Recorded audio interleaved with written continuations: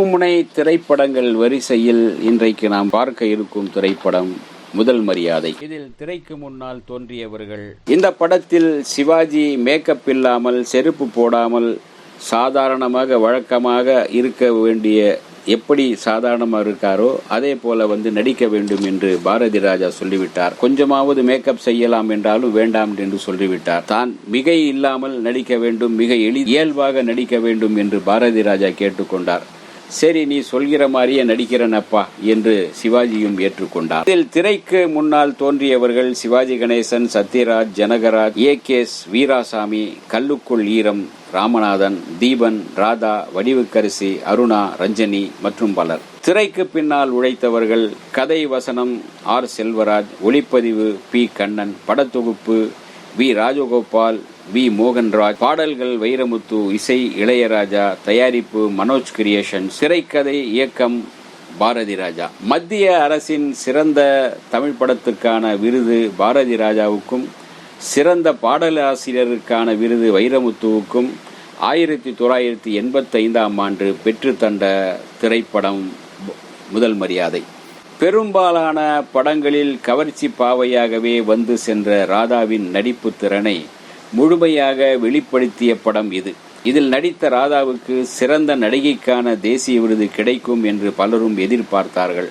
ஆனால் சொந்த குரலில் பேசி சிறப்பாக நடிக்கும் நடிகைகளுக்குத்தான் தேசிய விருது தர வேண்டும் என்று ஒரு விதி இருந்த காரணத்தினால் ராதாவுக்கு இந்த விருது கிடைக்கவில்லை என்று கூறப்பட்டது. பிலிம்பேர் பத்திரிகை அந்த ஆண்டின் சிறந்த நடிகராக சிவாஜி கணேசனையும், சிறந்த நடிகையாக ராதாவையும் தேர்வு செய்து கௌரவித்து, மேலும் சினிமா எக்ஸ்பிரஸ் வழங்கிய சிறந்த படத்திற்கான விருதையும் தயாரிப்பாளர் என்ற முறையில் பாரதி ராஜா பெற்றார். அந்த நிலாவைத்தான் கையில் பிடிச்ச, பூங்காற்று திரும்புமா, வெட்டி வேறு வாசம், ஏக்குருவி மஞ்சக்குருவி, ராசாவே உன்னை நம்பி போன்ற இனிமையான சூப்பரான பாடல்கள் இந்த படத்தில் இடம்பெற்றிருந்தன.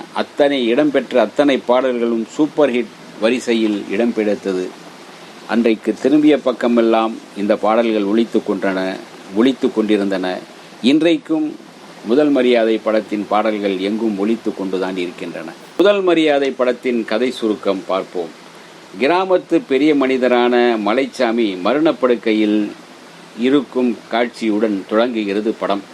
கிராமத்து மக்கள் மலைச்சாமி படுத்திருக்கும் வீட்டின் முன்பு கூடியிருக்க, மலைச்சாமியின் இளமை கால நினைவுகளிலிருந்து ஆரம்பமாகிறது கதை. ஊர் பெரிய மனிதராக வலம் வரும் மலைச்சாமியை அவரது மனைவி பொன்னாத்தால் மதிக்காமல் நடந்து கொள்வதுடன் எப்போதும் எடுத்திருந்தே பேசுவார். இந்த கிராமத்திற்கு பஞ்சம் பிழைப்பதற்காக ஒரு வயதான பரிசல்காரர் தன் மகள் குயிலியுடன் வருகிறார். பருவப்பெண் குயிலியின் கள்ளம் கபடமில்லாத அன்பும் துடுக்குத்தனமான பேச்சும் மலைச்சாமிக்கு ஆறுதலாக இருக்கிறது, மாறுதலாக இருக்கிறது. மலைச்சாமியின் மருமகன் ஓர் இளம் பெண்ணை கொலை செய்து விடுகிறான். இதை அறிந்த மலைச்சாமி அவனை காவல்துறையிடம் ஒப்படைக்கிறார். இதனால் பொன்னாத்தா தன் கணவன் மலைச்சாமி மீது ஆத்திரமும் கோபமும் கொண்டு பேசியே மேலும் அவரை அவமானப்படுத்துகிறாள். பொன்னாத்தா இப்படி நடந்து கொண்டாலும் அவளது இயல்பே அதுதான் என்று அதை பொருட்படுத்தாமல் வாழ்கின்றார் மலைச்சாமி. பொன்னாத்தா சிறு வயதில் கோவில் திருவிழாவின் போது ஒரு ஆணுடன் ஏற்பட்ட பழக்கத்தால் கர்ப்பம் அடைகிறாள். பொன்னாத்தாவின் தந்தை கேட்டுக்கொண்டதற்காகவே வயிற்றில் குழந்தையுடன் இருக்கும் பொன்னாத்தாவை ஏற்றுக்கொள்கிறார் மலைச்சாமி. பல ஆண்டுகளுக்கு பின் பொன்னாத்தாவை கெடுத்த அயோக்கியன் மீண்டும் கிராமத்துக்கு வருகிறான்.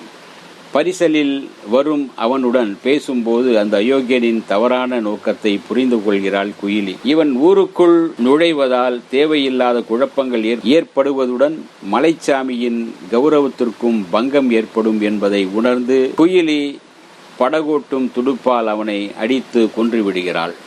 மலைச்சாமிக்காக குயிலி சிறைச்சாலைக்கு செல்கிறாள். சிறைச்சாலைக்கு சென்ற குயிலி மலைச்சாமி புற்றுயிரும் ஒரு மரணப்படுக்கையில் கிடக்கும் போது அவரை பார்க்க வருகின்றார். பரோலில் வருகின்ற அவளை அவளுடைய காலடி அந்த பூமியில் பட்டதும் சிலிர்த்து சிவாஜி எழுகின்றார். அவர்கள் ஒருவரை ஒருவர் பார்த்துவிட்டு அப்படியே கண்மூடி விடுகிறார் சிவாஜி. இப்படி ஒரு அழுத்தமான அருமையான கதையை சொல்லி அதை படமாக்கி இருக்கின்றார் பாரதி ராஜா. இந்த வீடியோ உங்களுக்கு பிடிச்சிருந்தா லைக் பண்ணுங்க, ஷேர் பண்ணுங்க, கமெண்ட் பண்ணுங்க, சப்ஸ்கிரைப் பண்ணுங்க, மறக்காம பெல் ஐகானை கிளிக் பண்ணுங்க.